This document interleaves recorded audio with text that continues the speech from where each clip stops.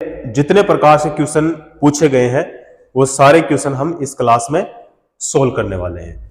जैसा कि यहाँ पे पहला क्वेश्चन है, एक हॉर्स पावर किसके बराबर होता है, यानी एक हॉर्स पावर जो होता है कितने वाट के बराबर होता है।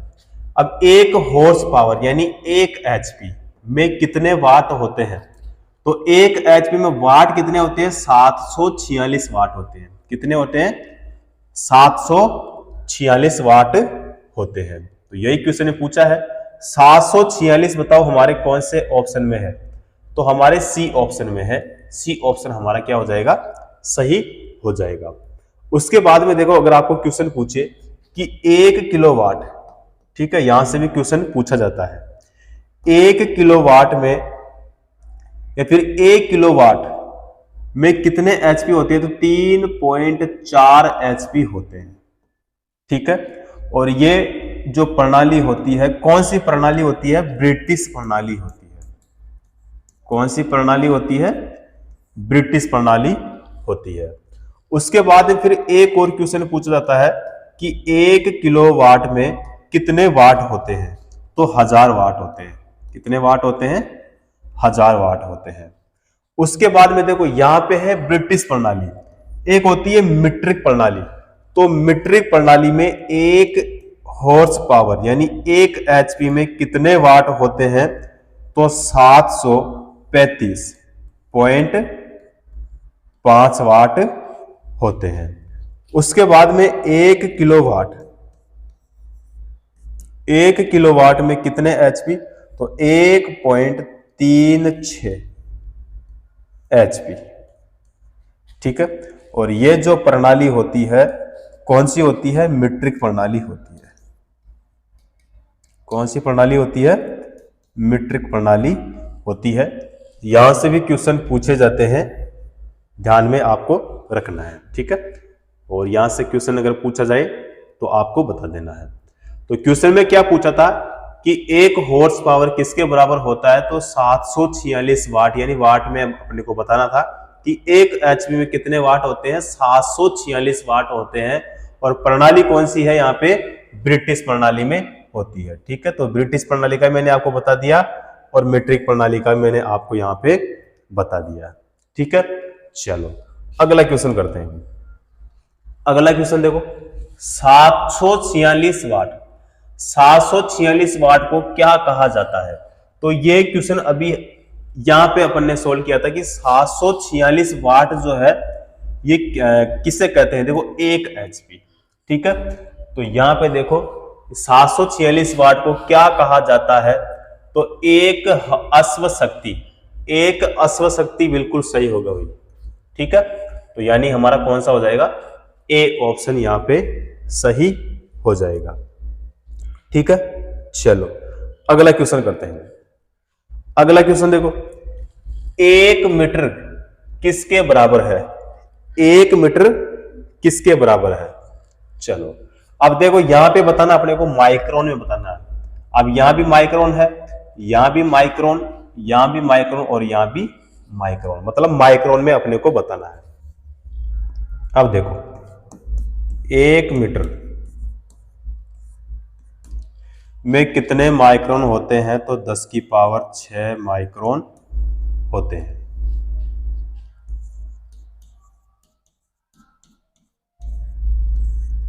ठीक है, फिर क्वेश्चन पूछे अगर आपको कि 1 मीटर में कितने मिलीमीटर होते हैं, तो 10 की पावर 3 मिलीमीटर होते हैं। फिर क्वेश्चन पूछे 1 मीटर में कितने फीट होते हैं, तो 3.2 फीट होते हैं। फिर अगर क्वेश्चन पूछे आपको 1 मीटर, 1 मीटर में कितने किलोमीटर होते हैं, तो 10 की पावर माइनस का 3 किलोमीटर होता है। उसके बाद फिर क्वेश्चन पूछे आपको कि 1 मीटर में कितने नैनोमीटर होते हैं, तो 10 की पावर 9 नैनोमीटर होते हैं। फिर क्वेश्चन पूछे 1 मीटर, 1 मीटर में कितने पिकोमीटर होते हैं? तो 10 की पावर 12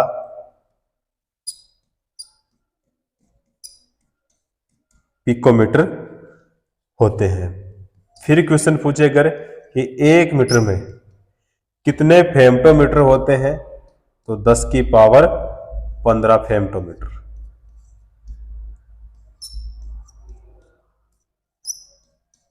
दस की पावर 15 फेम्टोमीटर होते हैं।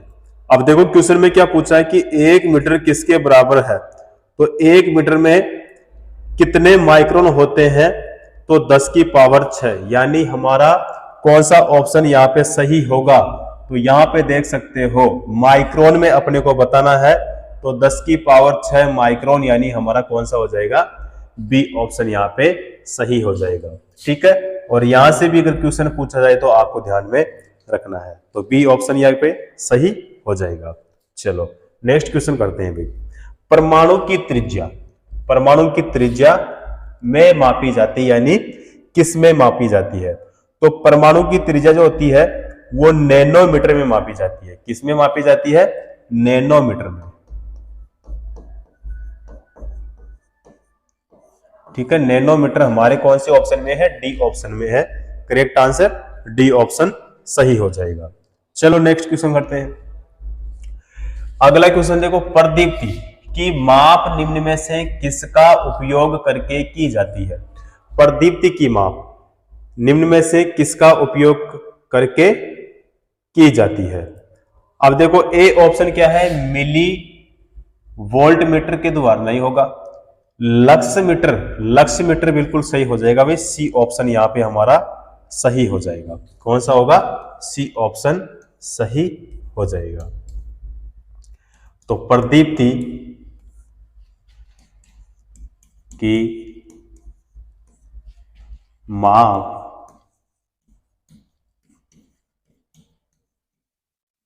लक्ष्य मीटर के द्वारा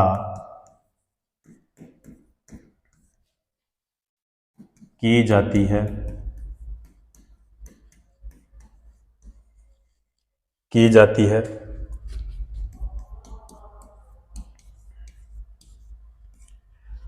लक्ष्य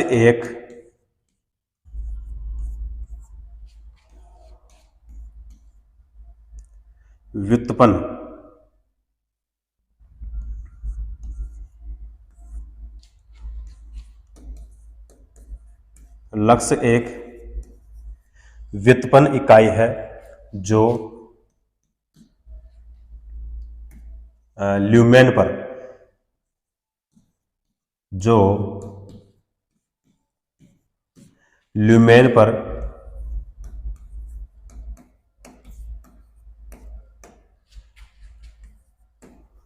आधारित है। उसके बाद में है ल्यूमेन कैंडेला से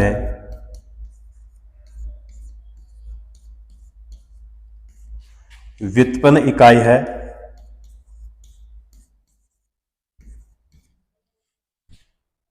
जो एक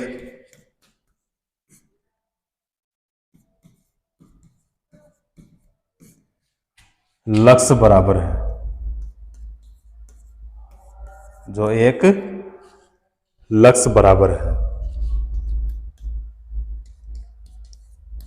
एक ल्यूमेन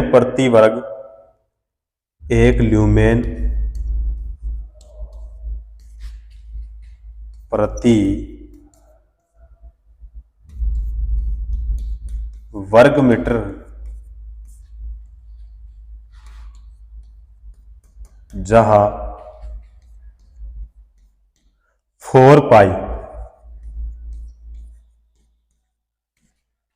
ल्यूमेन एक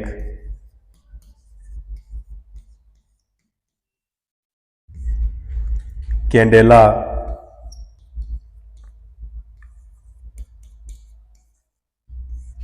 प्रकाशीय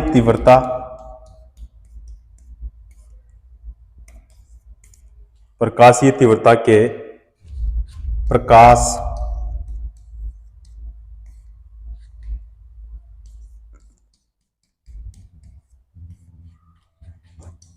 स्रोत का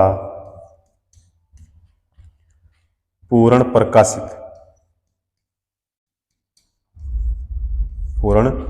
प्रकाशीय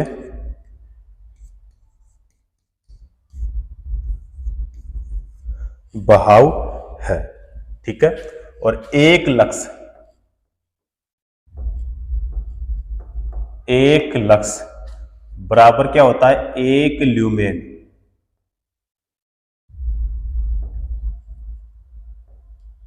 एक सेकेंड, एक ल्यूमेन प्रति मीटर स्क्वायर। ठीक है, तो यहां पे कौन सा हो जाएगा हमारा, सी ऑप्शन सही हो जाएगा। और यहां पे मैंने पूरा डिटेल से आपको बता दिया है। ठीक है, और यहां से भी क्वेश्चन पूछे जाते हैं, आपको ध्यान में रखना है। क्लियर है? चलो अगला क्वेश्चन करते हैं। अगला क्वेश्चन देखो, 1 किलोवाट घंटा यानी 1 किलोवाट हावर बराबर होता है, यानी 1 किलोवाट घंटे में कितने जूल होते हैं। ठीक है, तो ये क्वेश्चन में पूछा है। तो 1 किलोवाट, तो 1 किलो वाट घंटा बराबर क्या होगा, तो 1 किलोवाट, ठीक है, गुणा 1 घंटा। यही होता है। अब देखो 1 किलोवाट घंटा यानी 1 किलोवाट में वाट कितने होते हैं, तो 1 किलोवाट में वाट कितने होते हैं, 1000 होते हैं। कितने होते हैं, 1000 वाट होते हैं। गुणा यहां पे है घंटा, तो 1 घंटे में मिनट कितनी होती है, तो 60 मिनट होती है।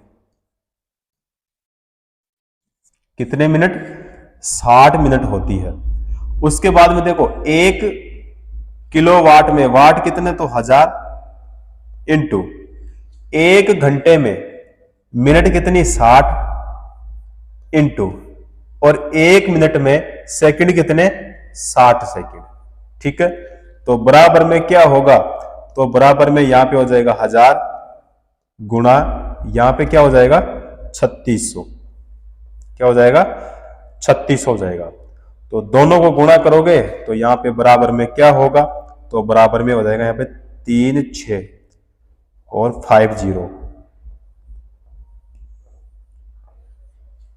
ठीक है, जूल। ये अपना आंसर आ गया। अब इसको देखो हम ऐसे भी लिख सकते हैं, 3.6 गुणा 10 की घात 6। अब जूल में अपने को बताना था, तो यहां पे बताओ कौन सा ऑप्शन हमारा सही होगा, तो हमारा हो जाएगा सी ऑप्शन। कौन सा होगा, सी ऑप्शन सही हो जाएगा। ठीक है, तो इस तरह के भी क्वेश्चन पूछे जाते हैं। और यहां पे आप देख सकते हो ये क्वेश्चन कितनी बार पूछा गया है। ठीक है, तो आपको पूरा डिटेल से मैंने आपको यहाँ पे बता दिया है। क्वेश्चन अगर आपको पूछा जाए तो आपको आराम से बता देना है। ठीक है, तो 1 किलोवाट घंटे में कितने जूल होते हैं, तो 3.6 गुणा 10 की घात 6 जूल होते हैं। ठीक है, इस संख्या को आपको ध्यान में रखना है। और निकालते कैसे हैं, तो यहां पे मैंने पूरा आपको डिटेल से बता दिया है। ठीक है, चलो अगला क्वेश्चन करते हैं। अगला क्वेश्चन देखो, 1 किलोवाट घंटा ऊर्जा के बराबर होता है। क्या पूछा है, 1 किलोवाट घंटा, तो 1 किलोवाट में 1 किलोवाट घंटे में कितने जूल होते हैं, तो अभी मैंने आपको बताया था कि 3650। ठीक है, अगर ये नहीं आए तो फिर आपको ये वाला मिलेगा 3.6 गुणा 10 की घात 6 जूल।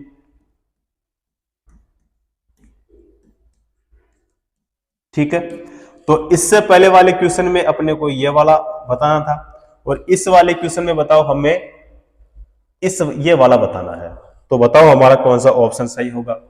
अब यहां पे देखो, यहां पे है ए ऑप्शन 3600, अब यहां पे है 4 0, यहां पे है 5 0। ठीक है, तो ये नहीं होगा।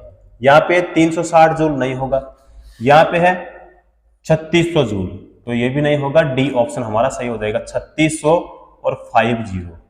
ठीक है, तो डी ऑप्शन हमारा क्या हो जाएगा, सही हो जाएगा। ठीक है, तो ये संख्या भी आपको ध्यान में रखनी है और ये संख्या भी आपको ध्यान में रखनी है। पहले क्वेश्चन पूछा गया है और दोनों ही तरीके मैंने आपको बता दिए हैं। क्लियर है? चलो अगला क्वेश्चन करते हैं। अगला क्वेश्चन देखो, 1 किलोवाट में कितने जूल होते हैं? तो 1 किलोवाट में कितने जूल होते हैं? तो 1000 होते हैं। कितने होते हैं? 1000 होते हैं। अब यहां पे देखो 1000 जूल प्रति सेकंड, तो 1000 जूल प्रति सेकंड बिल्कुल सही होगा। ठीक है, अब देखो कार्य करने की दर, कार्य करने की दर को क्या कहते हैं? शक्ति कहते हैं। क्या कहते हैं? शक्ति कहते हैं। उसके बाद में इसका जो एसआई मात्रक होता है, इसका जो एसआई मात्रक होता है वो क्या होता है? तो एसआई जो मात्रक होता है वो क्वेश्चन पूछा जाता है एग्जाम में, तो इसका जो एसआई मात्रक होता है क्या होता है? वाट होता है। क्या होता है? वाट होता है। उसके बाद में देखो शक्ति बराबर,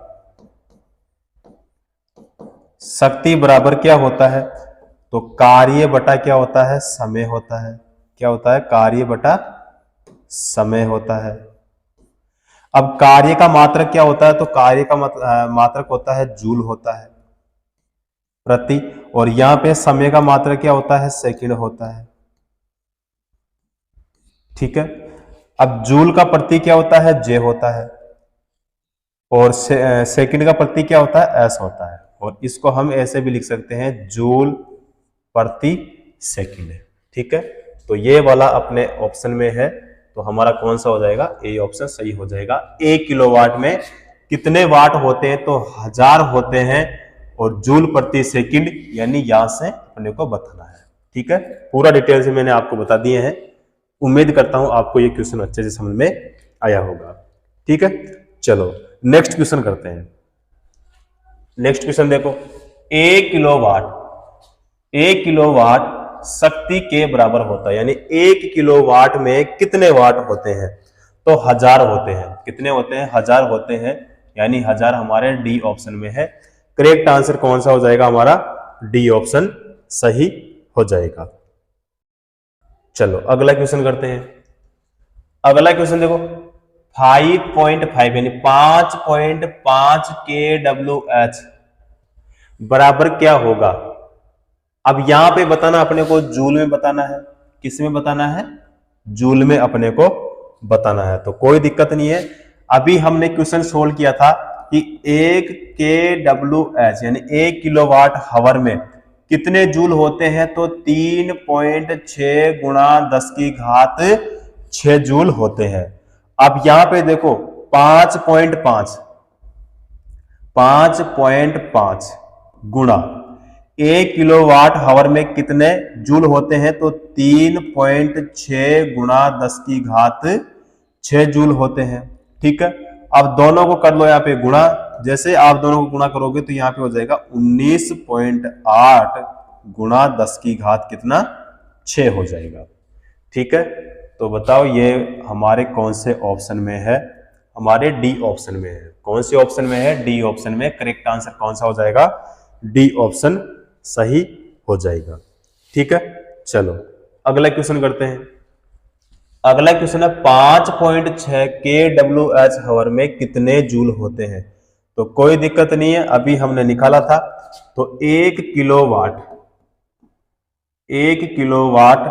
हावर या फिर 1 यूनिट, ठीक है, में कितने जूल होते हैं? तो 3.6 गुणा 10 की घात कितने जूल होते हैं? 6 जूल होते हैं। अब यहां पे देखो 5.6, तो 5.6 इंटू कितना? तो 3.6 गुणा 10 की घात 6 जूल। ठीक है, ये यहां तक समझ में आ गया होगा। अभी मैंने आपको पूरा डिटेल से करा दिया है। ठीक है, तो यहां पे दोनों को कर लो गुणा, तो जैसे दोनों को गुणा करोगे तो कितना होगा, तो 20 पॉइंट यहां पे हो जाएगा 16, 20.16 होगा ना, हाँ 20.16 होगा। उसके बाद में गुणा 10 की पावर 6, ठीक है। तो 20.16 गुणा 10 की पावर 6, तो बताओ हमारे कौन से ऑप्शन में, ए ऑप्शन में है, ठीक है। करेक्ट आंसर कौन सा हो जाएगा हमारा, ए ऑप्शन सही हो जाएगा, ठीक है। चलो अगला क्वेश्चन करते हैं। अगला क्वेश्चन है 1 न्यूटन बराबर है, 1 न्यूटन बराबर है, तो देखो न्यूटन, 1 न्यूटन बराबर क्या होगा। अब देखो एक फॉर्मूला होता है अपने पास में, बल बराबर क्या होता है, तो द्रव्यमान, द्रव्यमान गुणा क्या होता है, त्वरण होता है। अब बल का मात्रक क्या होता है, तो बल का जो मात्रक होता है न्यूटन होता है, क्या होता है, न्यूटन होता है। उसके बाद में द्रव्यमान का, द्रव्यमान का क्या होता है, किलोग्राम होता है, क्या होता है, किलोग्राम होता है। और त्वरण का क्या होता है, तो इसका होता है मीटर प्रति सेकंड स्क्वायर होता है, क्या होता है, मीटर प्रति सेकंड स्क्वायर होता है। तो यहां पे हो जाएगा 1 न्यूटन, 1 न्यूटन बराबर 1 केजी गुणा 1 मीटर प्रति सेकंड स्क्वायर। तो 1 न्यूटन बराबर क्या होगा, तो यहां पे देखो 1 न्यूटन बराबर क्या होगा, तो 1 केजी गुणा 1 मीटर प्रति सेकंड स्क्वायर। बताओ हमारे कौन से ऑप्शन में है, बी ऑप्शन में है। करेक्ट आंसर कौन सा हो जाएगा हमारा, बी ऑप्शन सही हो जाएगा, ठीक है। चलो अगला क्वेश्चन करते हैं। अगला क्वेश्चन देखो, 1 न्यूटन बराबर है, 1 न्यूटन बराबर क्या है। अब देखो 1 न्यूटन, 1 न्यूटन वह बल है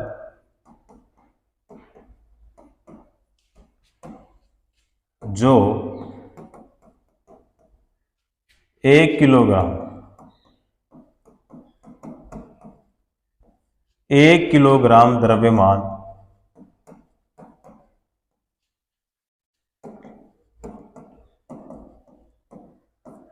के पिंड में 1 मीटर प्रति सेकंड स्क्वायर का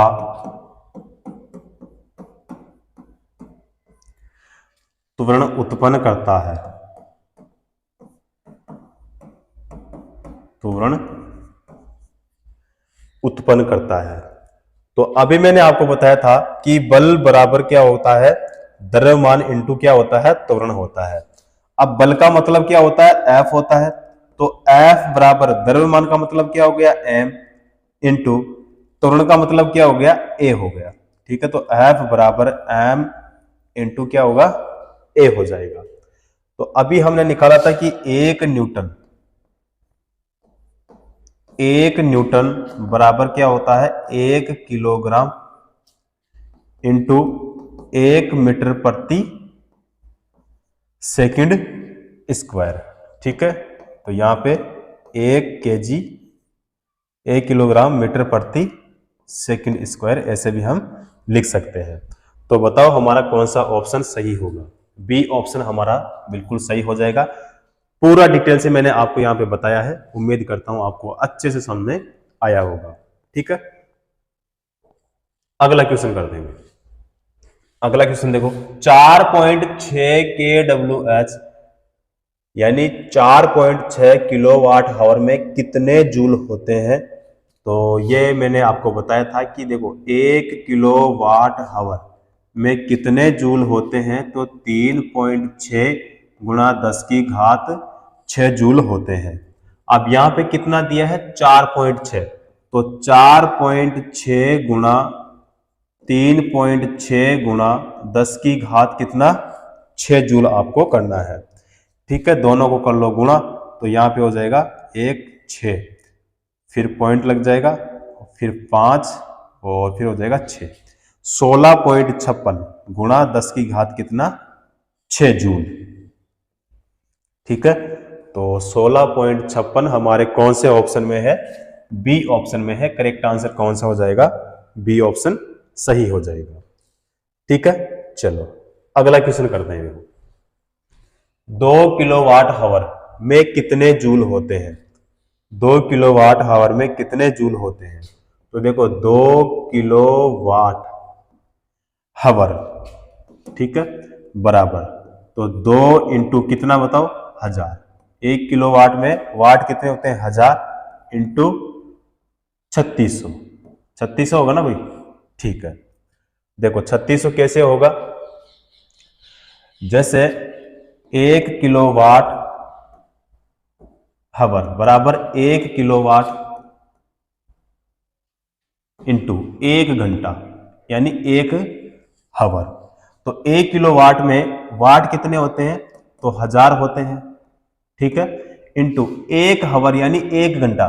तो 1 घंटे में मिनट कितनी होती है? 60 होती है। और 1 मिनट में सेकंड कितनी होती है? 60 होती है। दोनों को गुणा करोगे तो यहां पे कितना होगा? 3600 होगा। कितना होगा? 3600 होगा, जो कि यहां पे देख सकते हो। ठीक है, अब यहां पे देखो, यहां पे बराबर में बताओ क्या होगा? तो बराबर में हो जाएगा यहां पे 7 2 हो जाएगा, 72 हो जाएगा। गुणा कितना होगा? 10 की पावर 5 हो जाएगा, यही होगा। ठीक है, या फिर इसको 7.2 गुणा 10 की घात 6 जूल। ठीक है, बताओ हमारा कौन सा सही होगा? तो यहां पे हो जाएगा हमारा बी ऑप्शन सही हो जाएगा भाई। कौन सा हो जाएगा? बी ऑप्शन सही हो जाएगा। क्लियर है? चलो अगला क्वेश्चन करते हैं। अगला क्वेश्चन देखो, 4.2 KWH यानी किलोवाट हावर में कितने जूल होते हैं? तो 1 किलोवाट में जूल कितने होते हैं? तो 3.6 गुणा 10 की घात 6 जूल होते हैं। अब 3.6 गुणा 4.2 कितना दिया यहां पे? 4.2 इंटू 10 की पावर कितना करेंगे? 6। तो यहां पे इसको करो आप मल्टीप्लाई, जैसे करोगे तो यहां पे हो जाएगा 1 और यहां पे हो जाएगा 5 यानी 15 पॉइंट लगेगा, और यहां पे हो जाएगा 12, और गुणा में कितना? गुणा में हो जाएगा यहाँ पे 10 की पावर 6 हो जाएगा। ठीक है, जूल में अपने को बताना है। तो यहाँ पे संख्या क्या आई? 15.12 गुणा 10 की घात 6 जूल, जो कि बताओ हमारे कौन से ऑप्शन में है? बी ऑप्शन में है। करेक्ट आंसर कौन सा हो जाएगा? बी ऑप्शन हमारा सही हो जाएगा। चलो अगला क्वेश्चन करते हैं। प्रकाश वर्ष द्वारा किसे मापा जाता है? प्रकाश वर्ष द्वारा किसे मापा जाता है? दूरी को। ठीक है, दूरी यानी हमारा बी ऑप्शन सही हो जाएगा। तो प्रकाश वर्ष द्वारा दूरी को मापा जाता है। प्रकाश वर्ष वह दूरी है जो प्रकाश एक वर्ष में तय करता है। ठीक है, तो एक प्रकाश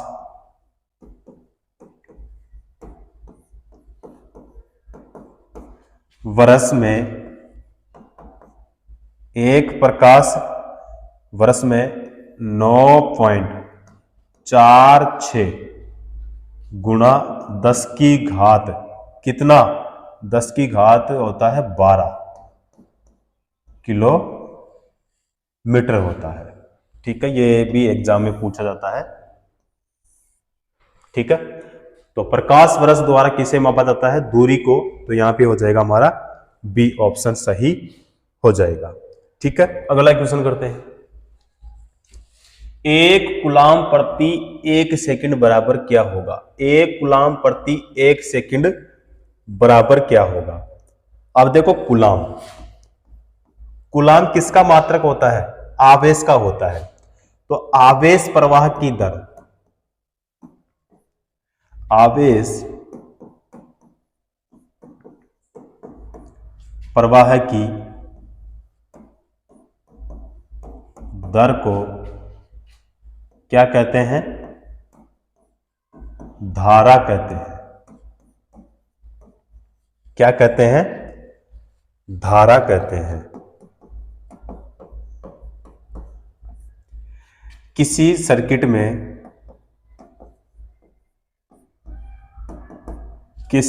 में एक कूलाम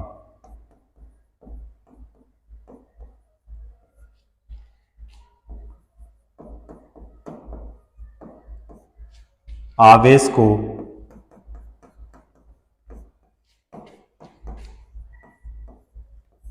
एक सेकंड तक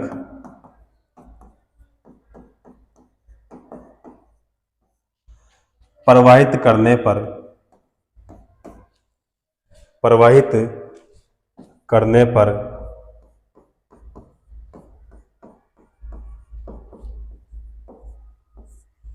एक एम्पीयर धारा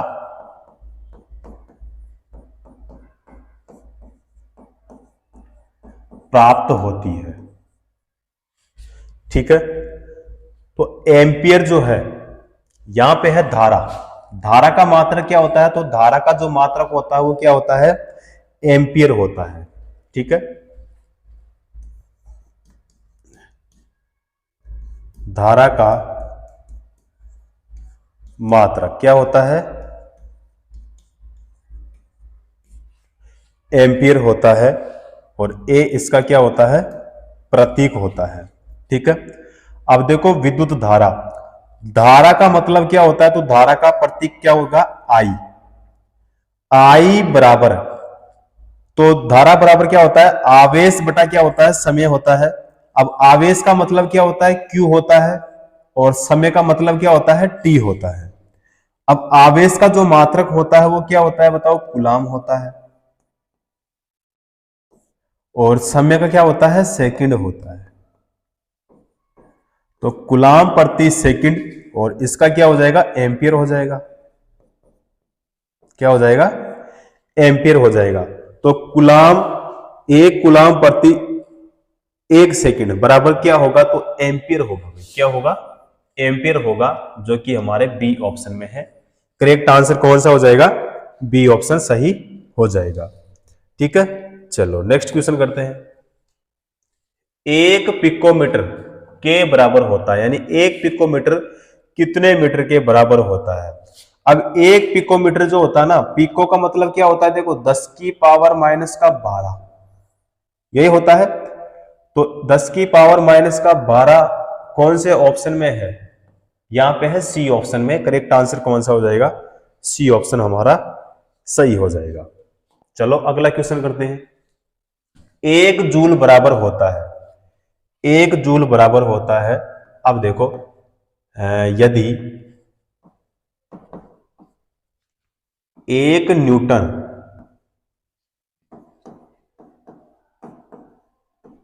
बल द्वारा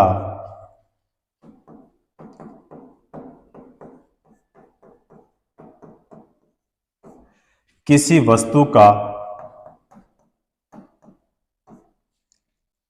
बल की दिशा में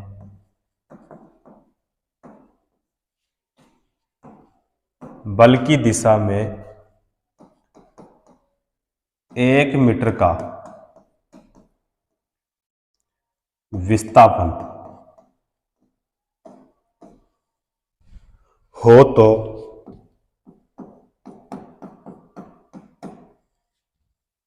किया गया कार्य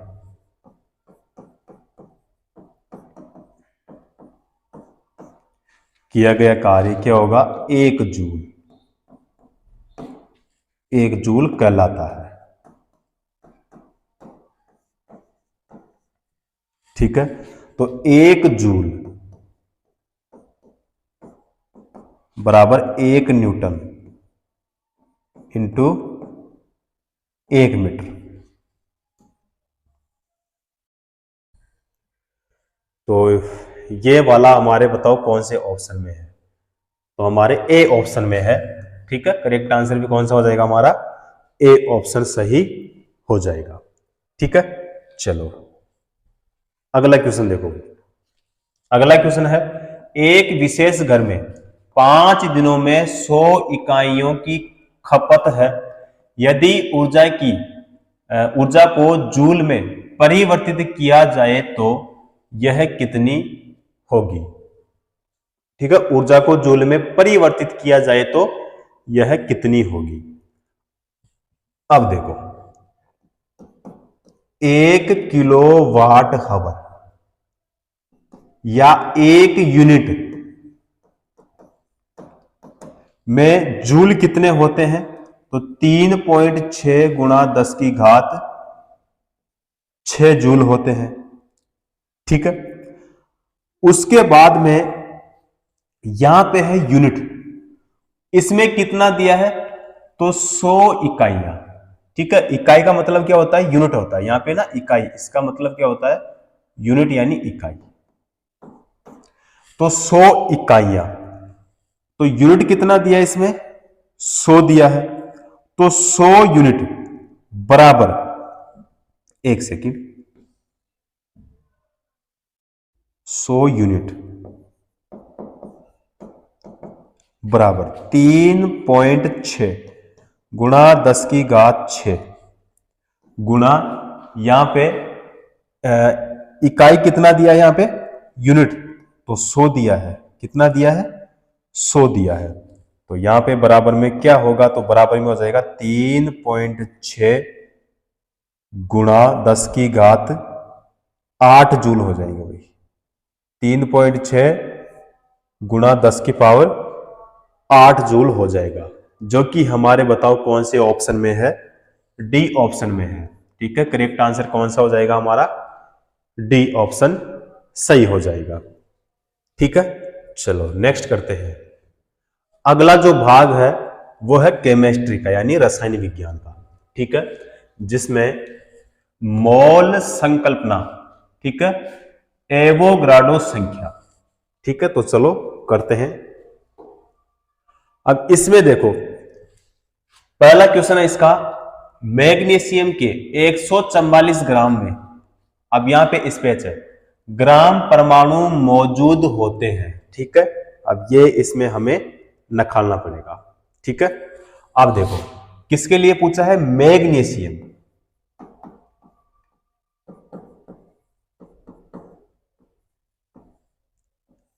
मैग्नीशियम यानी Mg, प्रतीक क्या हो जाएगा इसका, Mg, अणु का द्रव्यमान बराबर में क्या होगा, तो मैग्नीशियम यानी Mg का अणु का द्रव्यमान कितना होता है, तो 2.4 यानी 24 AMU। ठीक है, उसके बाद में मोलों की संख्या, मोलों की संख्या, तो बराबर में 1 ग्राम में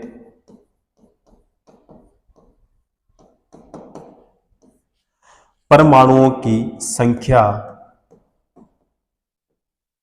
परमाणुओं की संख्या या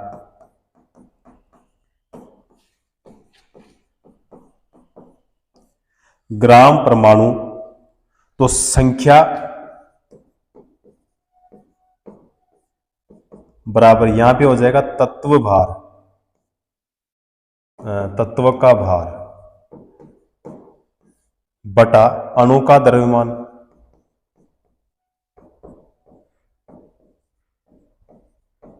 क्या हो जाएगा, अणु का द्रव्यमान। अब तत्व का भार देखो, इसमें तत्व का भार कितना दिया, 144, कितना दिया इसमें, 144 बटा अणु का द्रव्यमान, तो अणु का द्रव्यमान कितना इसमें देखो 24, कितना है 24, तो यहां पे 24, इसका भाग इसमें देंगे तो यहां पे हो जाएगा 6, कितना होगा 6 हो जाएगा, जो कि हमारे कौन से ऑप्शन में है, हमारे है बी ऑप्शन में। ठीक है, करेक्ट आंसर कौन सा हो जाएगा, बी ऑप्शन हमारा यहां पे सही हो जाएगा। ठीक है, चलो अगला क्वेश्चन करते हैं। अगला क्वेश्चन देखो, कार्बन का परमाणु द्रव्यमान कितना है, 12 है। कार्बन के 24 ग्राम में अणुओं की संख्या क्या होगी? कार्बन के 24 ग्राम में अणुओं की संख्या क्या होगी? तो अणुओं की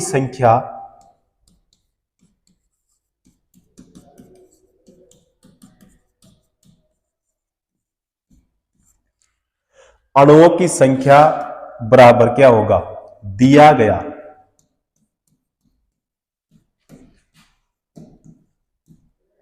द्रव्यमान, दिया गया द्रव्यमान, और यहां पे हो जाएगा परमाणु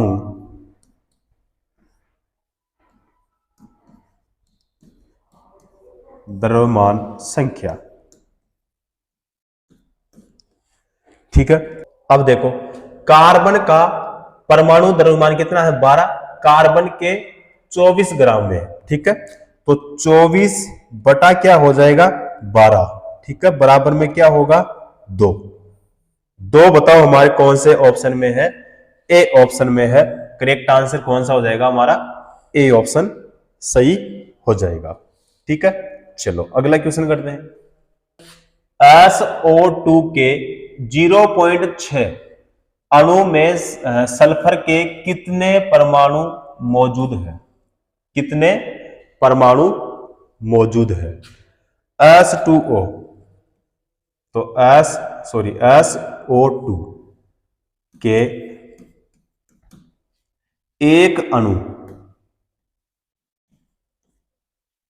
अणु में सल्फर के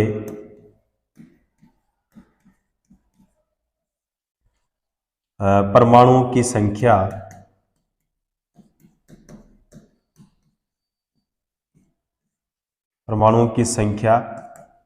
बराबर कितनी होगी? तो 6.023 गुणा 10 की घात कितना हो जाएगा? 23। ठीक है, और SO2 के 0.6 अणु में सल्फर के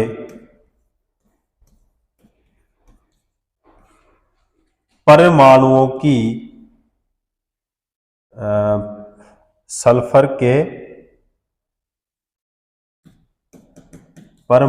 की संख्या बराबर कितनी होगी? तो 0.6 गुणा 6.023 गुणा 10 की घात कितना हो जाएगा? 23 हो जाएगा। तो बराबर में क्या होगा? तो 3.613 और गुणा में कितना हो जाएगा? 10 की पावर 23 हो जाएगा।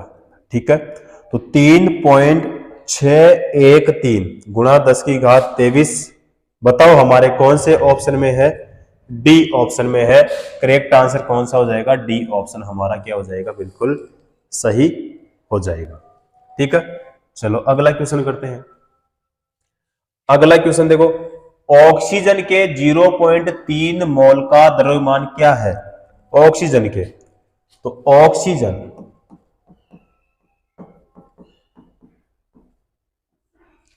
के अणु का रासायनिक सूत्र,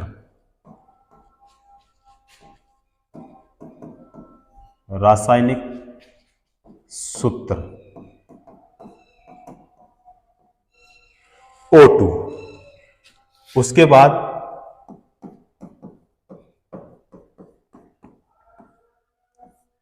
ऑक्सीजन के 1 मोल का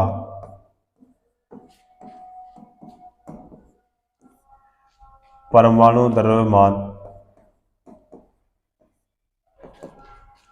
कितना होगा? 16 ग्राम। कितना होगा? 16 ग्राम। उसके बाद में ऑक्सीजन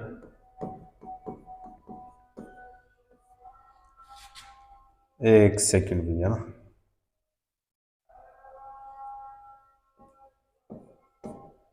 ऑक्सीजन के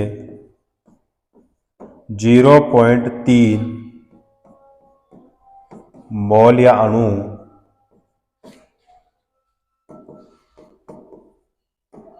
का आणविक द्रव्यमान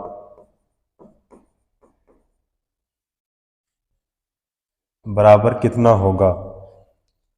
तो ऑक्सीजन के 1 मोल का परमाणु द्रव्यमान कितना होगा, तो 16। उसके बाद में 16 और यहां पे हो जाएगा 2, गुणा क्या होगा बताओ, तो 0 पॉइंट कितना हो जाएगा, 3 हो जाएगा। ठीक है, तो बराबर में बताओ क्या होगा, तो बराबर में हो जाएगा 9.6 ग्राम। कितना हो जाएगा, 9.6 ग्राम हो जाएगा, जो कि हमारे कौन से ऑप्शन में है, हमारे बी ऑप्शन में है। करेक्ट आंसर कौन सा हो जाएगा हमारा, बी ऑप्शन यहां पे सही हो जाएगा। ठीक है, चलो अगला क्वेश्चन करते हैं। अगला क्वेश्चन देखो, यहां पे है 90 ग्राम पानी में मौजूद मोल की संख्या क्या है। अब एक मोल यानी H2O यानी जल का द्रव्यमान, तो बराबर 1 × 2 गुणा क्या हो जाएगा, 16 गुणा क्या हो जाएगा 1। ठीक है, तो बराबर में क्या होगा 18। 18 क्या होगा, तो 18 हो जाएगा ग्राम, ग्राम ही होगा। अब मोलों की संख्या, मोलों की संख्या बराबर क्या होगा, तो ग्राम में भार और यहां पे हो जाएगा अणुभार।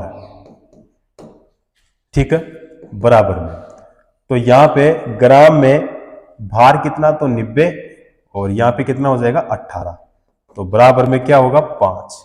क्या होगा 5, और 5 क्या होगा, 5 हो जाएगा मोल। क्या होगा, मोल होगा, जो कि हमारे कौन से ऑप्शन में है, ए ऑप्शन में है। ठीक है, करेक्ट आंसर कौन सा हो जाएगा हमारा, ए ऑप्शन यहां पे सही हो जाएगा।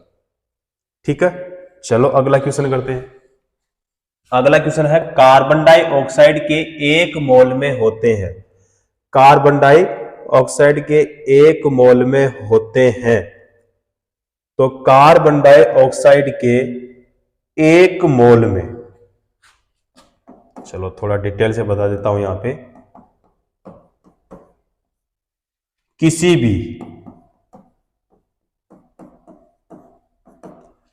पदार्थ के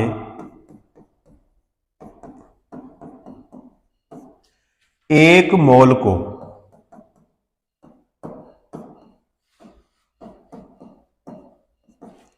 उस पदार्थ के मात्रा के रूप में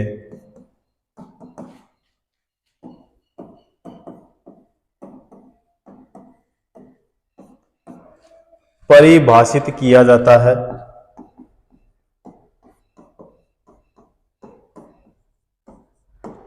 परिभाषित किया जाता है, जिसमें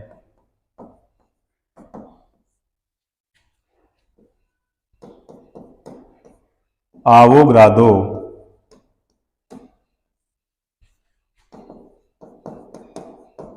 की संख्या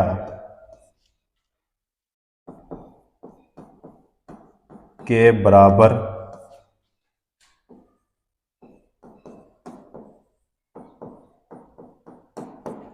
अणु अथवा कण होते हैं,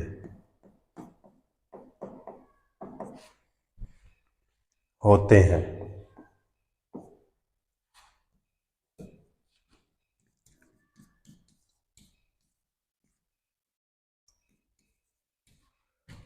कार्बन डाइऑक्साइड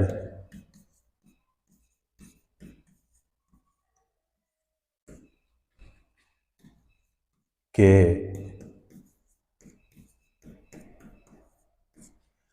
एक मोल में 6.022 गुणा 10⁻23 अणु होते हैं।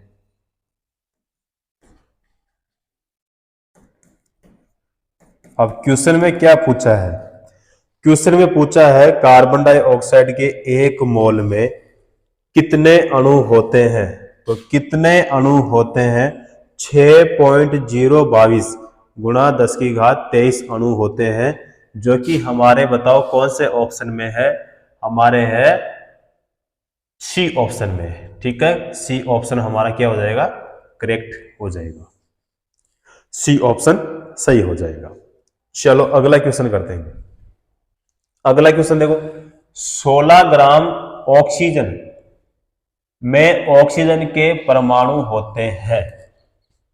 ठीक है, चलो अब देखो ऑक्सीजन का भार,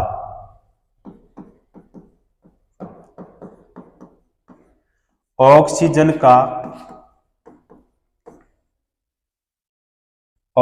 का परमाणु भार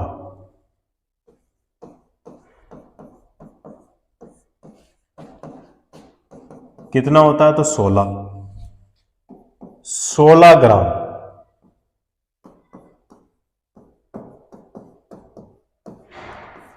ऑक्सीजन में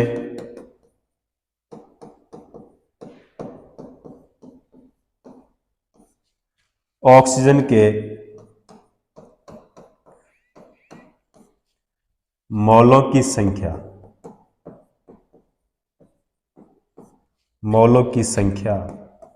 तो 16 बटा क्या हो जाएगा? 16, तो बराबर में क्या होगा? 1 मोल। क्या होगा? 1 मोल होगा। 1 मोल ऑक्सीजन में ऑक्सीजन के परमाणु, तो यहां पे देखो 1 मोल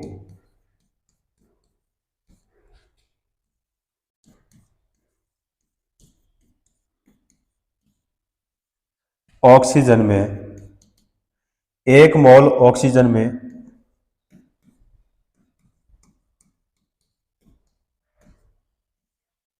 ऑक्सीजन के 6.022 गुणा 10⁻23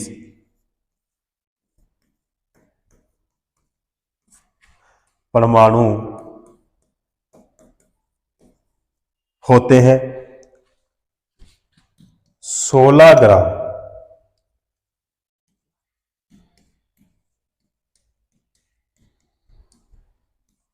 ऑक्सीजन में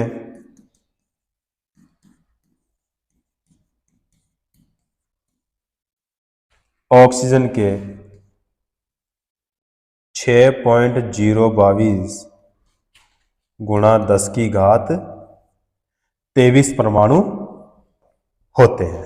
ठीक है, जो कि हमारे कौन से ऑप्शन में है? सी ऑप्शन में है। करेक्ट आंसर कौन सा हो जाएगा? हमारा सी ऑप्शन बिल्कुल सही हो जाएगा। अगला क्वेश्चन है, यह देखते हुए कि ऑक्सीजन के 1 मोल परमाणु का वजन कितना है? 16 ग्राम है। ओजोन का अणुभार क्या है? ओजोन का अणुभार क्या है? तो ऑक्सीजन का परमाणु भार,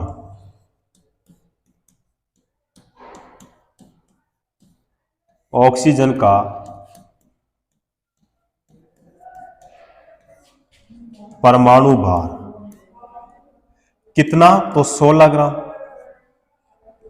उसके बाद में ओजोन यानी O3 का अणुभार, तो यहां पे हो जाएगा 16 गुणा कितना होगा? 3 होगा। ठीक है, तो बराबर में कितना हो जाएगा? यहां पे 48, तो 48 ग्राम प्रति क्या हो जाएगा? मोल हो जाएगा। ठीक है, तो यहां पे बताओ हमारा कौन सा ऑप्शन सही होगा? तो 48 ग्राम यानी हमारा बिल्कुल सही हो जाएगा कौन सा? बी ऑप्शन यहां पे सही हो जाएगा।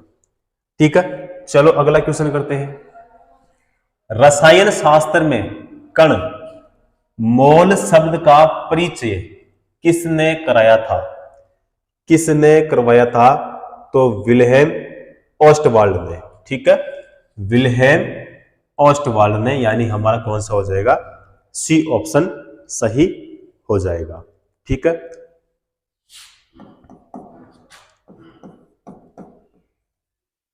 फ्रेडरिक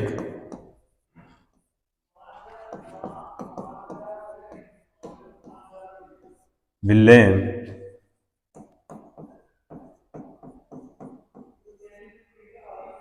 ऑस्टवाल्ड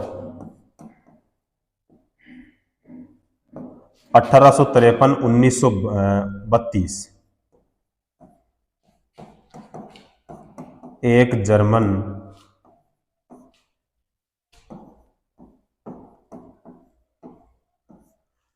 रसायन विज्ञानी थे।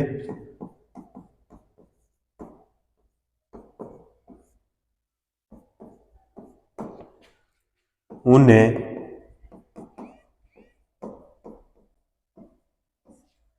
रसायन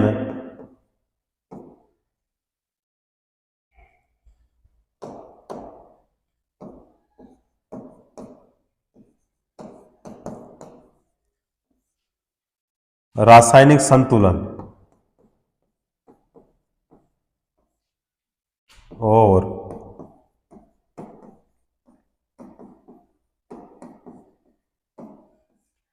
प्रतिक्रिया वेग पर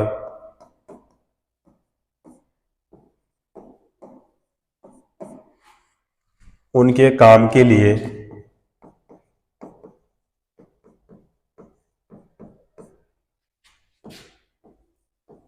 1909 में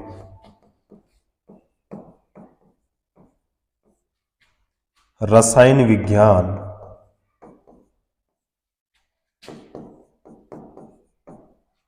का नोबेल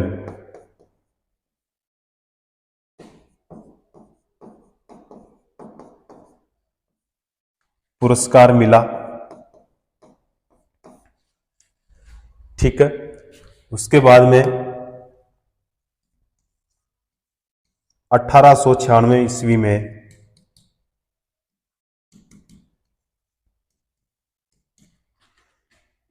इन्हीं के द्वारा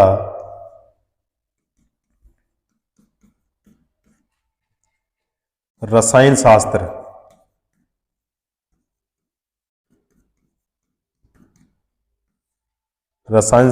में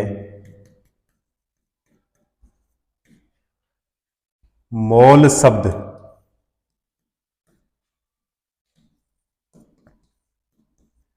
के बारे में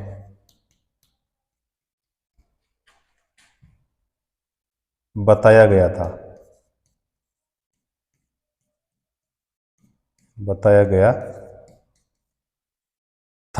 ठीक है, तो यहां पे कौन सा हो जाएगा? सी ऑप्शन हमारा सही हो जाएगा। चलो नेक्स्ट क्वेश्चन करते हैं। अगला है, रसायन के लिए गणना की इकाई क्या है?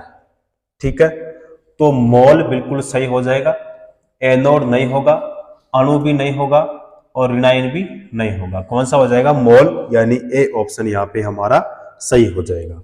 और एक मोल में 6.022 इंटू 10⁻23 परमाणु होते हैं। ठीक है, क्वेश्चन पूछ जाता है, ध्यान में रखना है। चलो नेक्स्ट क्वेश्चन करते हैं। एल्यूमिनियम का परमाणु द्रव्यमान कितना है? 27 है। एल्यूमिनियम के 54 ग्राम में मौजूद अणुओं की संख्या क्या होगी? अब 1 ग्राम परमाणु में मौलों की संख्या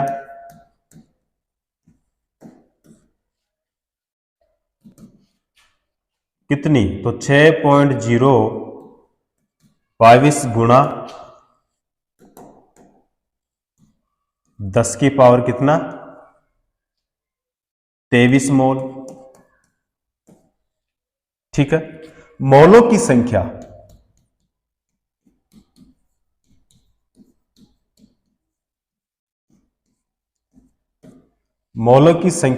बराबर पदार्थ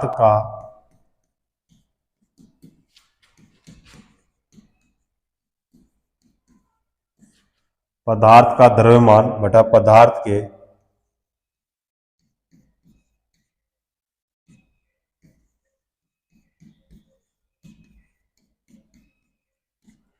एक मोल का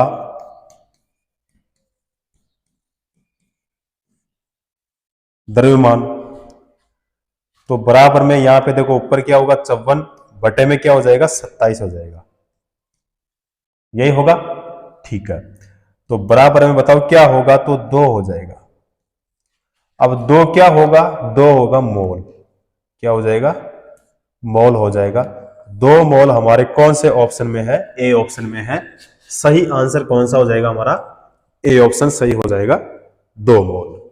ठीक है, चलो अगला क्वेश्चन करते हैं। एक मोल की सही परिभाषा निम्न में से कौन सी है। किसकी परिभाषा में, मोल की परिभाषा। अब ए ऑप्शन देखो, यह पदार्थ के ग्राम परमाणु द्रव्यमान के बराबर होता है, बिल्कुल सही हो जाएगा। इसमें दिए हुए पदार्थ के 6.022 गुणा 10 की घात 20 परमाणु होते हैं, ये नहीं होगा। यह पदार्थ के ग्राम आणविक भार के बराबर होता है, बिल्कुल सही होगा। इसमें दिए हुए पदार्थ के 6.022 गुणा 10 की घात 23 अणु होते हैं, यह भी सही होगा। अब देखते हैं यहां पे कि हमारा कौन सा ऑप्शन सही होगा। तो यहां पे देखो हमारा कौन सा नहीं है, बी ऑप्शन हमारा गलत है। अब ए ऑप्शन क्या कर रहा है, विकल्प ए हमारा यहाँ पे सही है।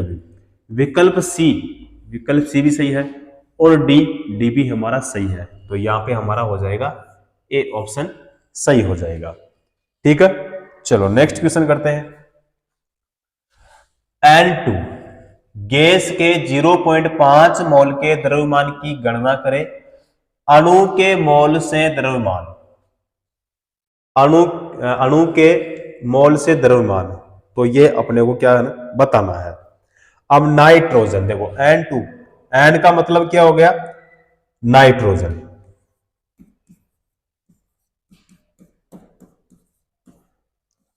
नाइट्रोजन परमाणु, नाइट्रोजन परमाणु यानी N के 1 मोल का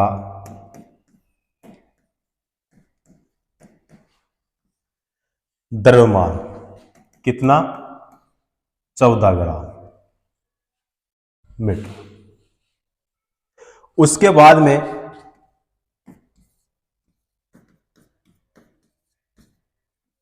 नाइट्रोजन अणु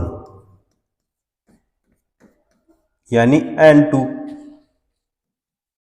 के 1 मोल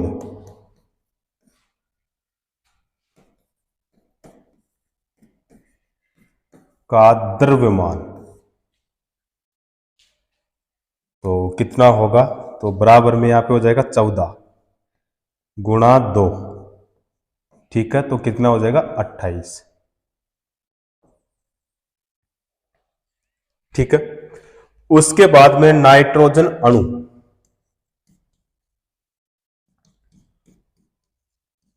नाइट्रोजन अणु यानी N2 के 0.5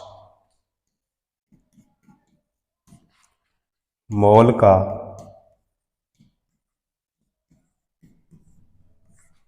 द्रव्यमान, तो यहां पे कितना आया 28। तो 28 गुणा 0.5 तो बराबर में कितना हो जाएगा 14।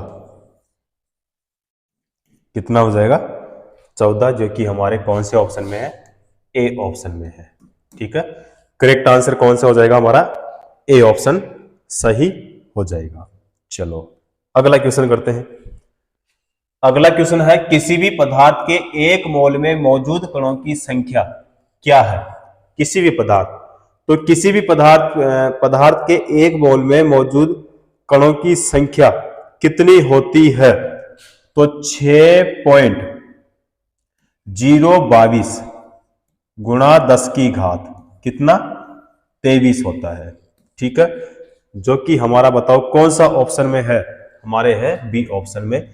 करेक्ट आंसर कौन सा हो जाएगा? बी ऑप्शन यहां पे हमारा सही हो जाएगा। तो एक मोल के लिए पूछा था। ठीक है, चलो नेक्स्ट क्वेश्चन करते हैं। किसी पदार्थ के एक मोल में मौजूद परमाणु या अणुओं या फिर आयनों की संख्या को क्या कहा जाता है? क्या कहा जाता है? तो एवोग्राडो संख्या कहा जाता है। क्या कहा जाता है? एवोग्राडो संख्या कहा जाता है, जो कि हमारे कौन से ऑप्शन में है? सी ऑप्शन में है। करेक्ट आंसर कौन सा हो जाएगा? सी ऑप्शन हमारा सही हो जाएगा। चलो अगला क्वेश्चन करते हैं। अगला क्वेश्चन है, 90 ग्राम पानी में मौजूद मोल की संख्या क्या होगी? अब अणुओं के लिए देखो, मोलों की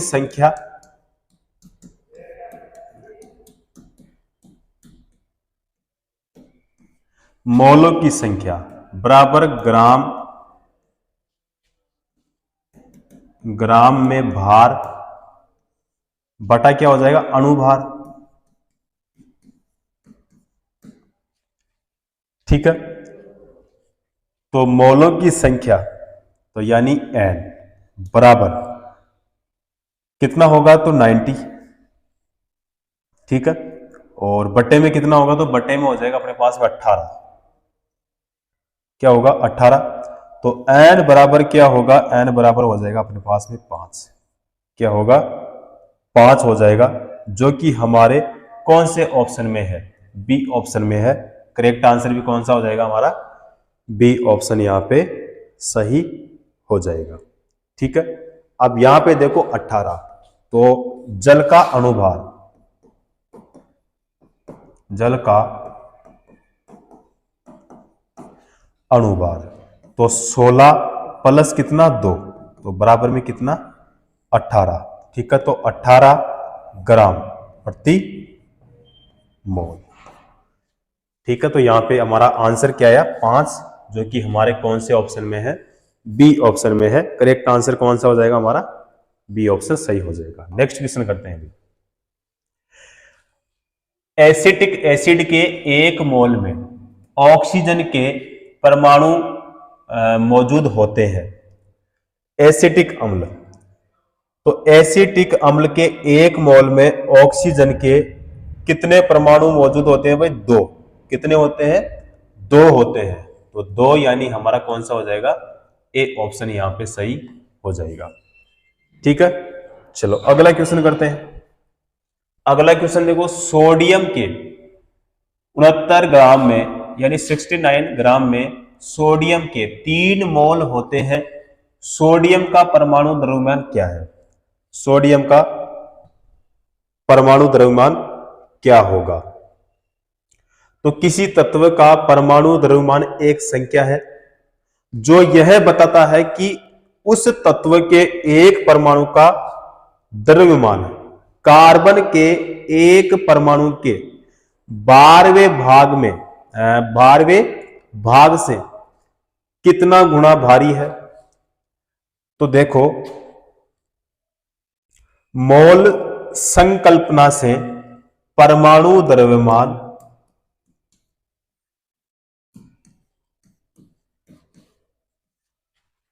बराबर तत्व का कुल द्रव्यमान बटा मोल संख्या। ठीक है, तो बराबर में क्या होगा? देखो, तत्व का कुल द्रव्यमान तो यहां पे है 69 बटे में मोल संख्या तो यहां पे हो जाएगी 3, तो बराबर में क्या होगा? 23। क्या होगा? 23 हो जाएगा, जो कि हमारे सी ऑप्शन में है। ठीक है, करेक्ट आंसर कौन सा हो जाएगा हमारा? सी ऑप्शन सही हो जाएगा। चलो नेक्स्ट क्वेश्चन करते हैं। अगला है He के 64 ग्राम में कितने मोल मौजूद होते हैं? ठीक है, He यानी हीलियम,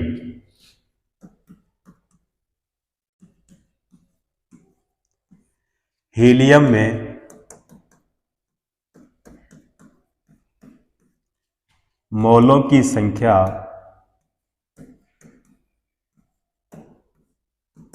बराबर ग्राम में भार बटा अणु या परमाणु भार।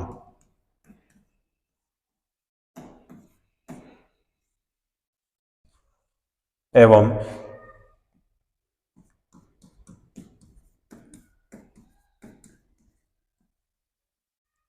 हीलियम का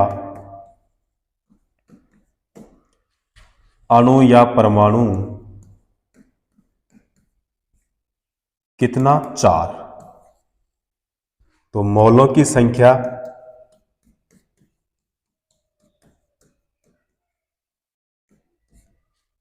बराबर कितना होगा? तो 64 64 बटे में क्या हो जाएगा? 4। तो बराबर में क्या होगा? 16। 16 क्या होगा? मोल। ठीक है, तो 16 मोल बताओ हमारे कौन से ऑप्शन में है? बी ऑप्शन में है। करेक्ट आंसर कौन सा हो जाएगा? बी ऑप्शन हमारा सही हो जाएगा। ठीक है, चलो अगला क्वेश्चन करते हैं। अगला क्वेश्चन देखो, कॉपर के एक अणु में कितने परमाणु होते हैं? किसके लिए पूछा है? कॉपर के लिए पूछा है। तो कॉपर के एक अणु में कितने परमाणु होते हैं? तो 6.022 इंटू कितना हो जाएगा? 10 की पावर 23। ठीक है, जो कि हमारे कौन से ऑप्शन में है? हमारे सी ऑप्शन में है। ठीक है, करेक्ट आंसर भी कौन सा हो जाएगा हमारा? सी ऑप्शन यहां पे सही हो जाएगा। ठीक है, अगला क्वेश्चन करते हैं। 25 ग्राम मीटर में सल्फ्यूरिक अम्ल के कितने मोल होते हैं? सल्फ्यूरिक अम्ल,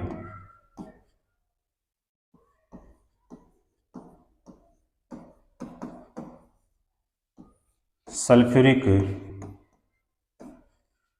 अम्ल यानी H2SO4 का अणुभार। तो 2 गुणा क्या होगा? 1 प्लस 32 प्लस कितना हो जाएगा? 16 और इंटू में क्या हो जाएगा? 4 हो जाएगा। तो बराबर में क्या होगा? 98। तो सल्फ्यूरिक अम्ल यानी H2SO4 का भार कितना है? तो 25। कितना है? 25। उसके बाद में मोलों की संख्या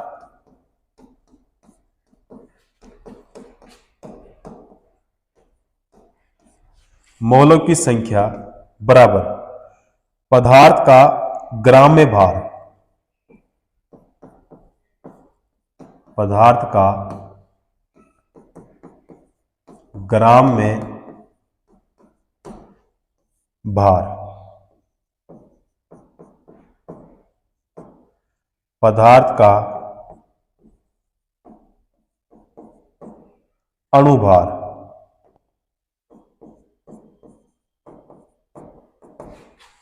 ठीक है, तो यहां पे कितना होगा? 25 और नीचे कितना हो जाएगा? यहां पे 98 हो जाएगा। तो बराबर में क्या होगा? तो 0.255। ठीक है, तो यहां पे हमारा कौन सा ऑप्शन सही होगा भाई? डी ऑप्शन सही हो जाएगा। ठीक है, 0.255 हमारे कौन से ऑप्शन में है? डी ऑप्शन में है। करेक्ट आंसर कौन सा हो जाएगा हमारा? डी ऑप्शन सही हो जाएगा। ठीक है, तो 25 ग्राम में सल्फ्यूरिक अम्ल यानी H2SO4 के 0.255 मोल होते हैं, जो कि हमारे कौन से ऑप्शन में है? डी ऑप्शन में है। चलो अगला क्वेश्चन करते हैं। अगला क्वेश्चन देखो, SO2 के 0.6 मोल में सल्फर के कितने अणु मौजूद होते हैं? ठीक है, कितने परमाणु मौजूद होते हैं? अब देखो भाई, सल्फर डाइऑक्साइड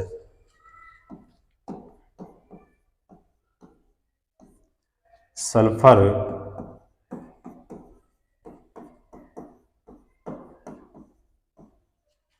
सल्फर डाइऑक्साइड के 0.6 मोल में सल्फर के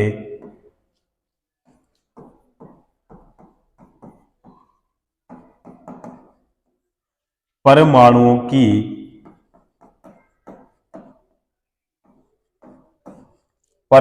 की संख्या 1 मोल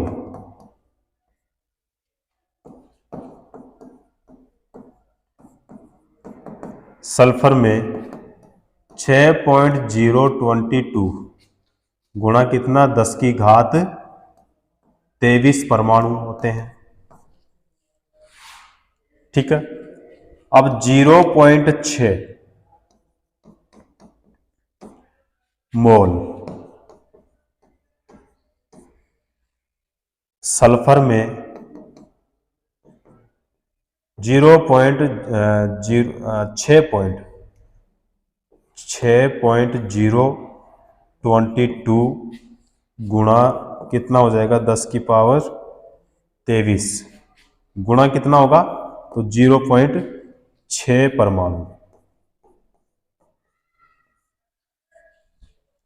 और बराबर तो 3.6132 गुणा 10 की घात कितना? 23 परमाणु। ठीक है, तो 3.6132 तो बताओ हमारे भाई कौन से ऑप्शन में है? हमारे बी ऑप्शन में है भाई। कौन से ऑप्शन में है? बी ऑप्शन में। अब यहां पे देखो 3.613 और 2 गुणा 10 की पावर कितना है? 23 परमाणु। अब यहां पे देखो ये संख्या तो अपनी मिल गई, लेकिन यहां पे देखो 10 की घात 22, तो यहां पे है 23 और यहां पे है 22। ठीक है, तो ये हमारा यही सही हो जाएगा। कौन सा होगा? बी ऑप्शन सही हो जाएगा। ठीक है, चलो नेक्स्ट क्वेश्चन करते हैं। नेक्स्ट क्वेश्चन देखो भाई, यहां पे है He यानी हीलियम में 54 ग्राम में कितने मोल होते हैं? 54 ग्राम में कितने मोल होते हैं? तो हीलियम का द्रव्यमान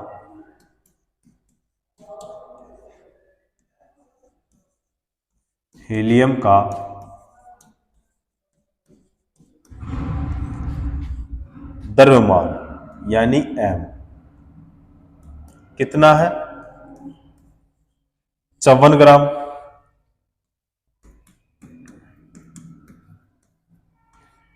हीलियम का मोलर द्रव्यमान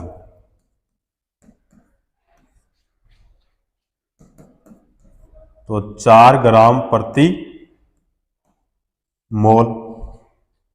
अब मोल की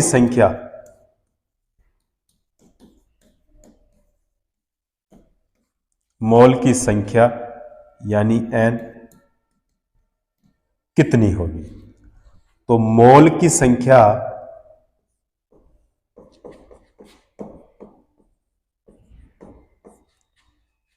यानी n बराबर क्या होगी? तो दिया गया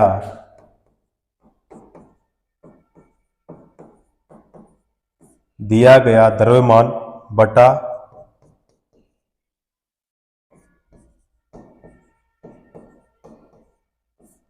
मोलर द्रव्यमान, यानी एम, और यहां पे हो जाएगा ये एम। तो बराबर में यहां पे 54 और बटे में कितना हो जाएगा 4, तो बराबर में क्या हो जाएगा 13.5, 13.5 मोल, जो कि हमारे कौन से ऑप्शन में है, ए ऑप्शन में है। ठीक है, करेक्ट आंसर कौन सा हो जाएगा हमारा, ए ऑप्शन सही हो जाएगा। चलो अगला क्वेश्चन करते हैं। अगला क्वेश्चन है के सी आई जी के 0.5 मोल में कितने अणु होते हैं। अब अणुओं की संख्या,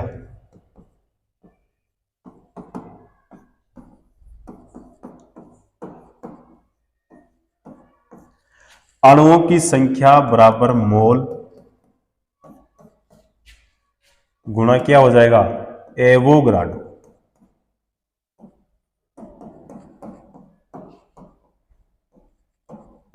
एवोगाड्रो संख्या, तो केसीएल के 0.5 मोल में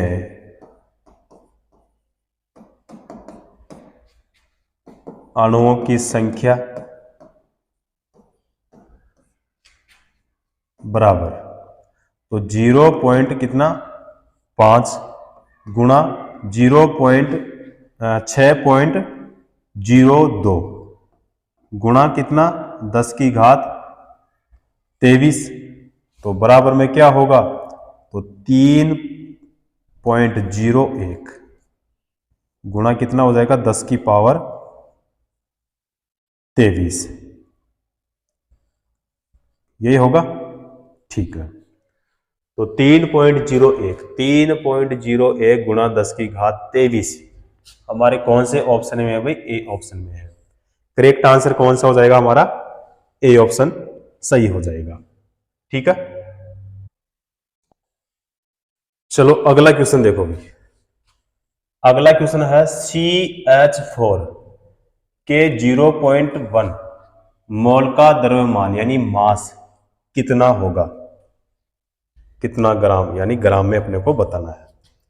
अब देखो CH4, CH4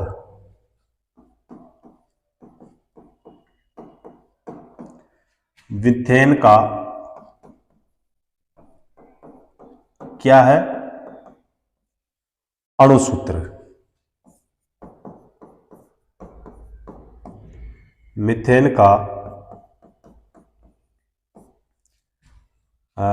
का ग्राम अणुभार, तो एक यानी 12.01 प्लस 4 गुणा 1.008, और यहां पे हो जाएगा बराबर में फिर क्या होगा 16.042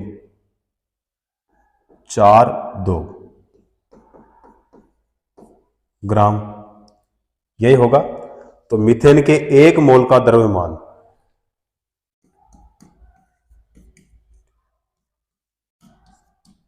मीथेन का मीथेन के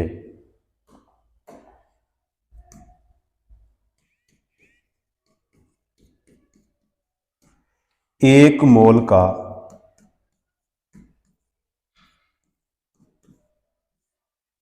द्रव्यमान, तो 16.042 ग्राम है। ठीक है, और 0.1 मोल मीथेन का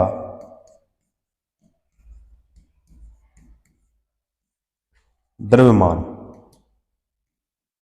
तो 0.042 गुणा कितना 0.1, तो बराबर में क्या हो जाएगा 1.6 ग्राम। 1.6 ग्राम कौन से ऑप्शन में है? सी ऑप्शन में है। करेक्ट आंसर हो जाएगा हमारा सी ऑप्शन। चलो नेक्स्ट क्वेश्चन करते हैं। कार्बन का परमाणु द्रव्यमान 12 और हीलियम का परमाणु द्रव्यमान 4 है।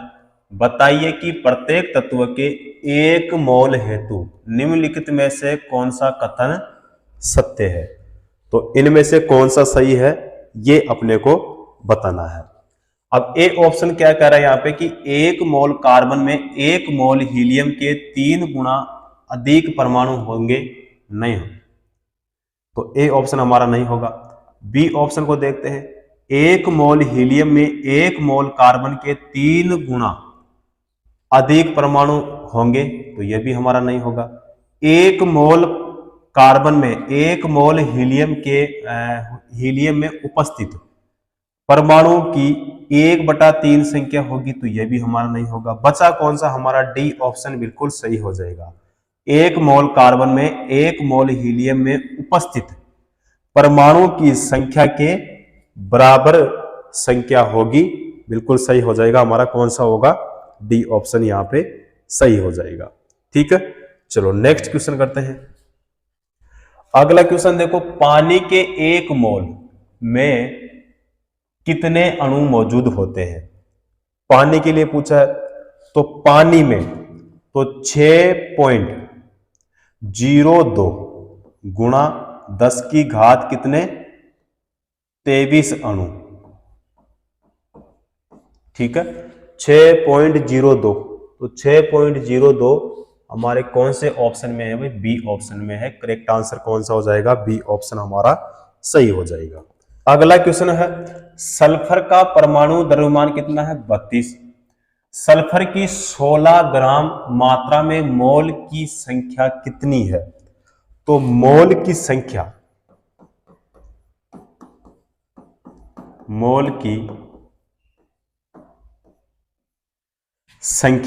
बराबर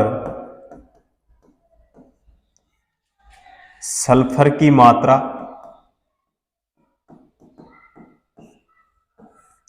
बटा सल्फर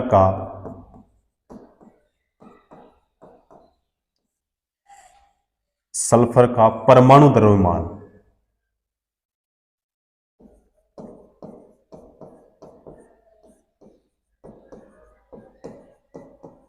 परमाणु द्रव्यमान तो बराबर यहां पे क्या होगा 16 और यहां पे हो जाएगा 32। ठीक है, तो बराबर में क्या होगा? बराबर में होगा 0.5 मोल। 0.5 मोल हमारे बताओ कौन से ऑप्शन में है? बी ऑप्शन में है। कौन से ऑप्शन में? बी ऑप्शन में। करेक्ट आंसर कौन सा हो जाएगा? B option. सल्फर का 0.5 मोल यानी बी ऑप्शन सही हो जाएगा। चलो अगला क्वेश्चन करते हैं। अगला क्वेश्चन देखो, 60 ग्राम हीलियम में मोलों की संख्या क्या होगी? 60 ग्राम। ठीक है, तो 60 ग्राम देखो, 1 मोल किसी भी पदार्थ का वह मात्रा है जिसमें पदार्थ के मूल कणों की उतनी संख्या उपस्थित होती है जितने की कार्बन 12 समस्थानिक के 12 ग्राम में परमाणुओं की संख्या होती है। अब किसी पदार्थ में मोल की संख्या जो ज्ञात की जाती है, अब देखो मोलों की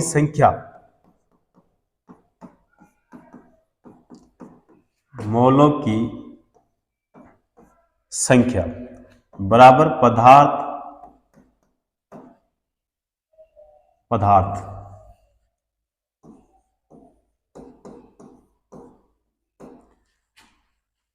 का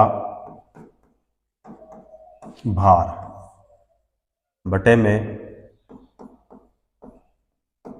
पदार्थ का क्या हो जाएगा?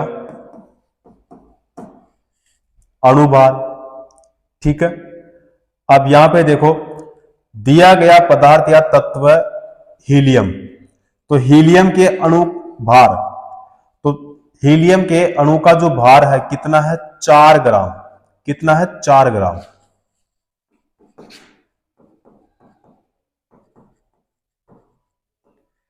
हीलियम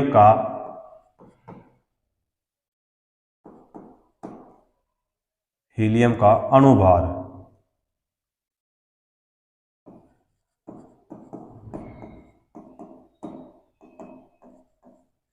कितना है, 4 ग्राम। उसके बाद में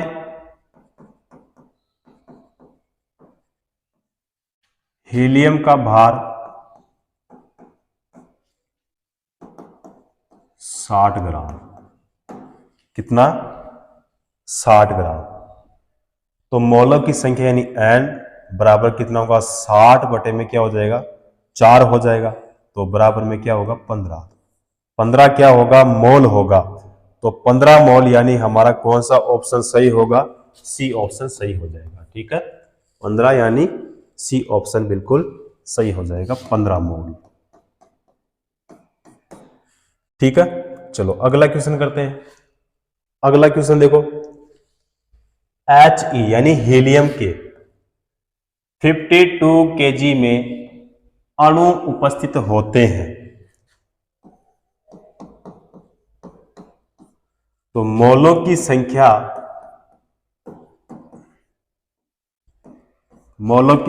बराबर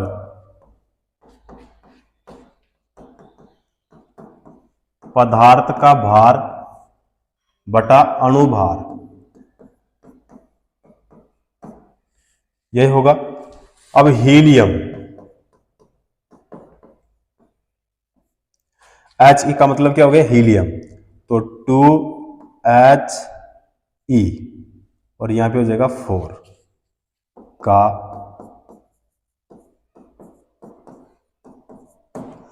अणुभार 4 होता है। कितना होता है, 4 होता है। अब मोलों की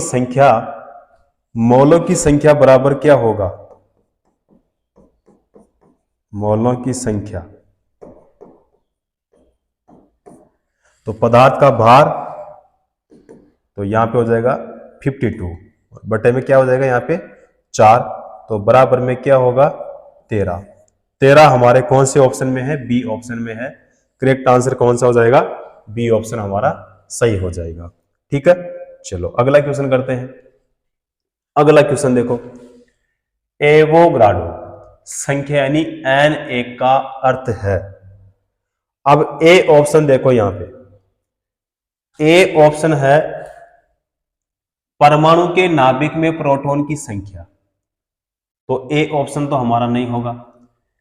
बी ऑप्शन देखो, किसी तत्व के 1 ग्राम परमाणु में परमाणुओं की संख्या, तो यह सही होगा। उसके बाद में है किसी परमाणु के नाभिक में प्रोटॉन की संख्या तथा न्यूट्रॉन की संख्या का योग नहीं होगा।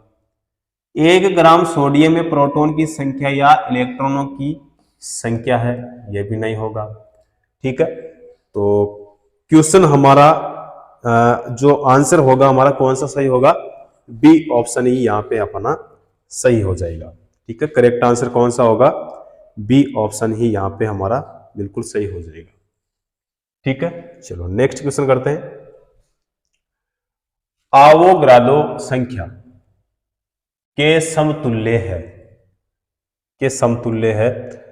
तो 6.02214 गुणा 10 की घात 23। ठीक है, बताओ हमारे कौन से ऑप्शन में है, ये तो ए ऑप्शन में है।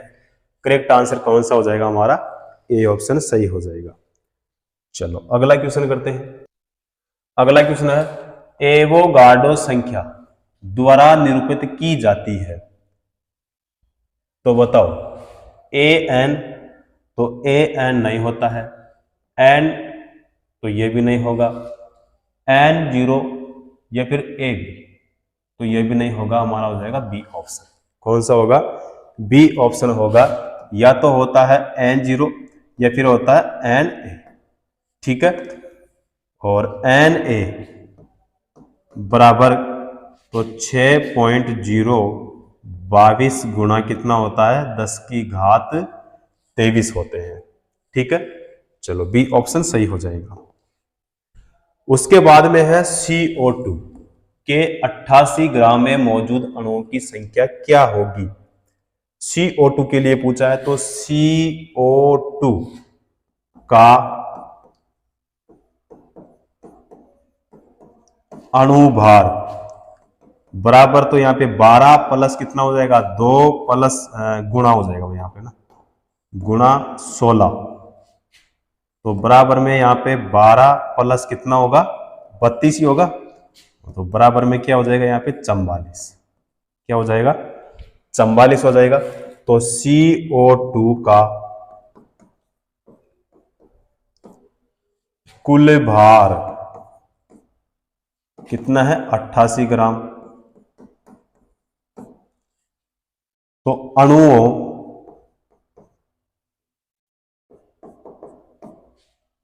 या मौलों की संख्या, या मौलों की संख्या बराबर में पदार्थ का ग्राम में भार बटा क्या हो जाएगा, अणुभार। ठीक है, तो बराबर में क्या होगा, 88 और यहां पे हो जाएगा 44। तो बताओ बराबर में क्या होगा, बराबर में हो जाएगा 2। 2 हमारे कौन से ऑप्शन में है, ए ऑप्शन में है। करेक्ट आंसर कौन सा हो जाएगा हमारा, ए ऑप्शन सही हो जाएगा। चलो नेक्स्ट क्वेश्चन करते हैं।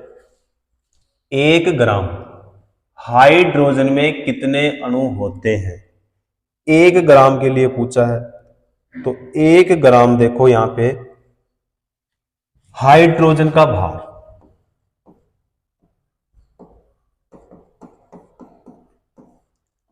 हाइड्रोजन का भार कितना, 1 ग्राम। उसके बाद में है हाइड्रोजन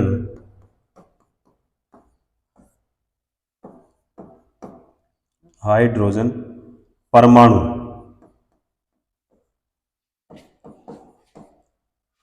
का परमाणु भार 1.008। ठीक है, तो हाइड्रोजन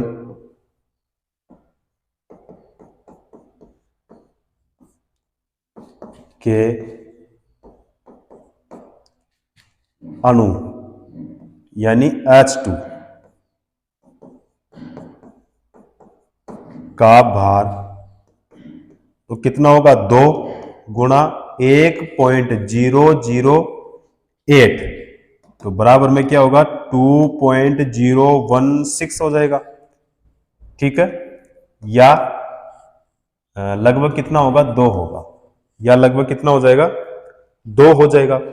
तो हाइड्रोजन के मॉलों की संख्या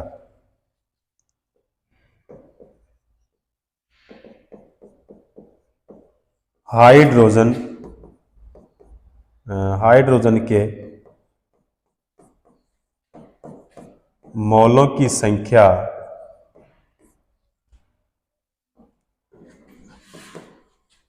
बराबर क्या हो जाएगा, भार, और बटे में क्या हो जाएगा, अणुभार।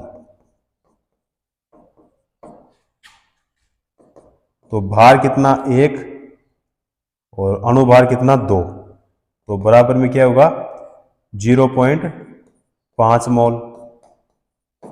0 पॉइंट क्या हो जाएगा, 5 मोल। 1 सेकेंड। उसके बाद में देखो, 1 मोल हाइड्रोजन में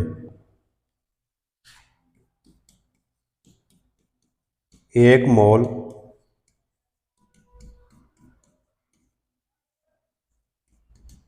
हाइड्रोजन में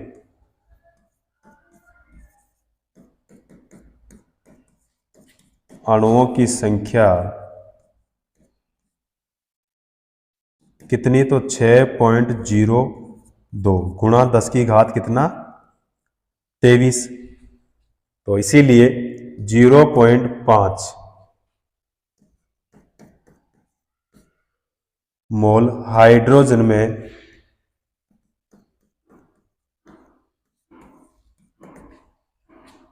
अणुओं की